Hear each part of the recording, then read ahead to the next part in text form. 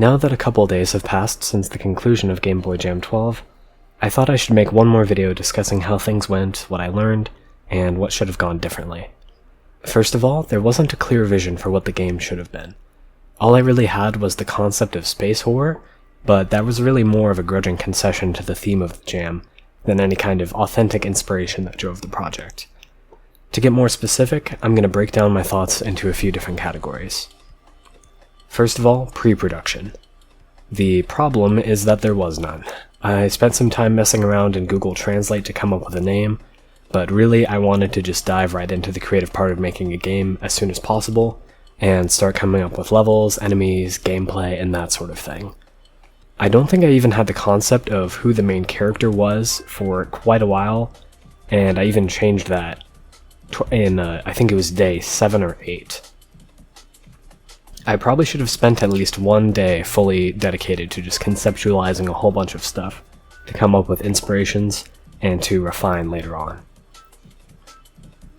Part 2, Theme. I wanted my game to be mainly focused around the gameplay, which I am pretty happy with, but this came at the expense of more world-building and lore-centric design aspects. That's not to say a game necessarily needs that, but gameplay alone, I think, is unlikely to be compelling, unless it's something that's really outstandingly addictive and entertaining, like Tetris, which can just stand on its own. Gameplay. I'm pretty happy with how this turned out, honestly, except for one major game-breaking bug that my first review found. I think I did a good job with making the combat fun and in theme with the retro design of the game jam. The attacks have weight, it's challenging but not unfair for the most part, and I think the length is just right for a game jam. Although, I do think it's kind of hard for me to say that because I did design everything, including the enemy AI. I know exactly how they work from a fundamental perspective, so it's hard to put aside that information in terms of actually evaluating what it might be like to a new player. But I did have at least one person that I know made it all the way to the end of the game, which I am happy about. I do consider that a success, that I know at least one person played my game all the way through, one random stranger. Programming. This is something I actually think I made some pretty good progress with. I learned about making state machines with structs, and also I learned through experience the importance of code modularization, especially when it came to the state machine with my main player.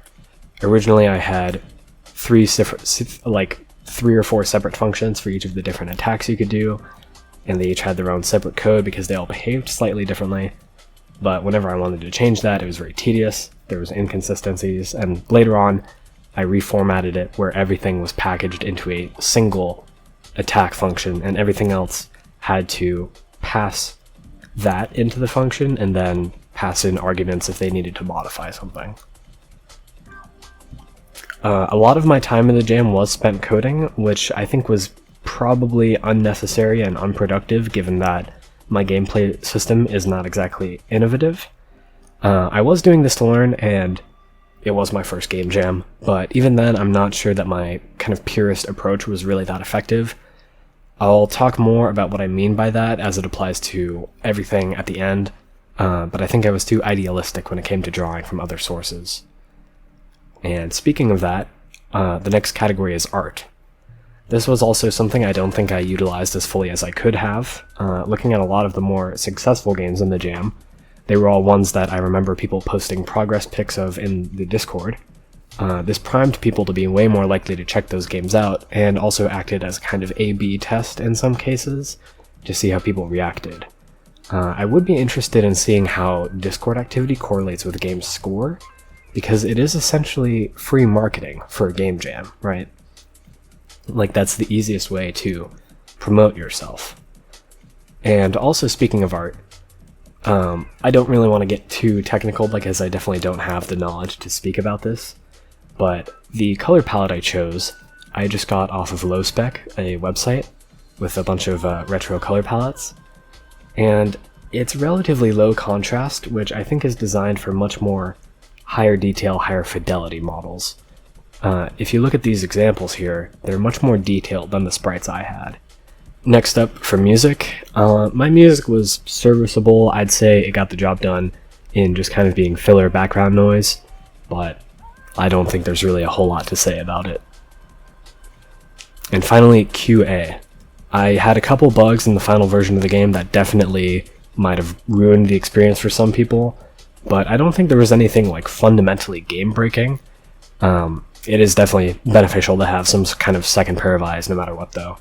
Especially when it came to the bug about clipping into the ground and becoming invincible. I put in some stuff that I thought fixed that bug, but it really didn't. And aside from that, there is also one obscure bug that I got a couple times where if you jump onto a corner, sometimes you'll teleport up like 16 tiles. I really don't know what was going on with that, but I would say that's just the kind of thing. For the kind of polish you would expect from a game jam, I probably should have just left that, but the clipping issue was definitely a real problem. Now, if I had to boil down what I think the source of my issues were with this project, they would be the three following items. Number one is purism. What I mean by this is that I created all of the art, code, music, design, and everything else except for things that come with Game Maker Studio, like the game engine and collision handling. Everything else except that I did myself. I am proud that I was able to write the player's state machine and the enemy eye state machines all on my own, but realistically, would anyone else really care about that? This digs at a deeper point about what the point of this jam was to me in the first place, but I'll expand on that in my conclusion. Second up, first draftism. Simply put, everything was the first draft. The art, level design, and everything except for the code, really, was my first pass at the target. I did rewrite the intro to include my text renderer, and I do feel much happier about this version of the intro than the old one. Plus, it does technically adhere to the 4-color rule more strictly than what I had previously. And number 3, cargo cultism. Now, this is a bit of a weird one, but I would say it's the idea that rather than coming up with something yourself, you just try to imitate what you've seen others do in a superficial way, and hoping for the same outcome. If you don't know about what the idea of cargo cults were, it was during, I believe, World War II, I'm not entirely sure, but in any case, some war. The United States military was posted at a remote location near a group of people who were not really familiar with like modern technology, modern military infrastructure and that sort of thing. And these people saw the American military doing their formations, marching with their guns and everything, and saw these strange things in the sky, airplanes, delivering them free food, free items all the time, right? And they didn't really, have the experience to comprehend what that really meant. So later on, people, and, to be honest, I'm not entirely sure if this is a real story or not. I'm sure it is exaggerated, but the fundamental idea is still the same. The idea is that later on, somebody came back and noticed that members of this tribe were imitating the American soldiers, like using sticks as guns and marching in formation and that sort of thing, in the hope to elicit the same response of having these supply crates dropped on them.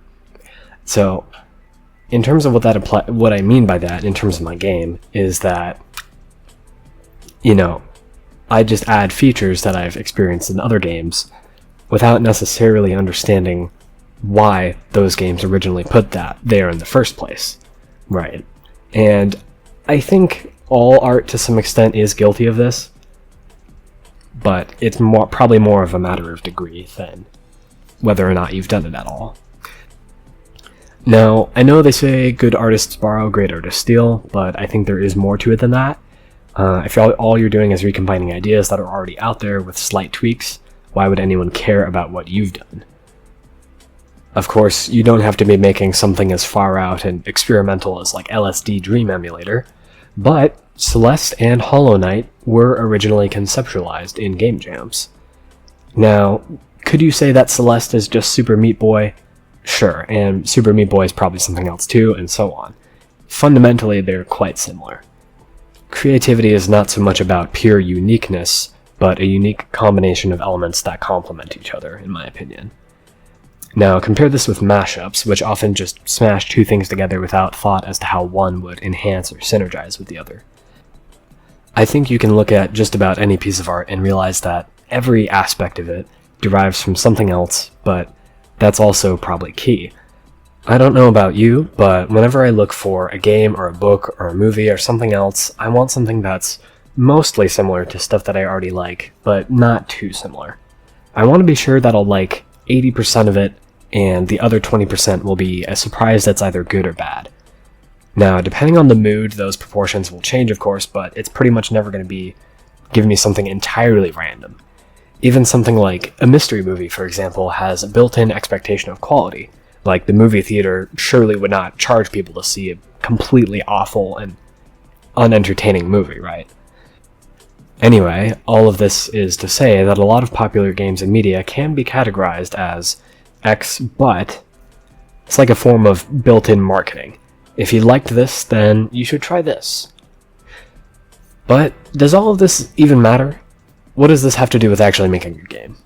Well, for me, I personally approached this game jam with the intention of learning something new, adding to my resume, and hopefully getting complimented on my work by some people. It sounds odd saying it like that, but I think that is the most honest truth. Probably ranked by least to most important, to be honest. Did I make something I'm proud of? I'm not so sure. I want to say yes, but I look at what other people submitted, and my mind is just blown, honestly. It's really amazing what some people submitted to this jam. But should I let that influence my decision? Rationally, I know it shouldn't, but it does. For the future, I think I'm going to enter another game jam, perhaps even today, because the 1-Bit Jam starts today, and the theme is Tower. This time, I want to push myself to make something more character-focused and emotionally compelling. I don't think I'm going to learn anything fundamentally new about programming necessarily, so I'll keep that part nice and straightforward.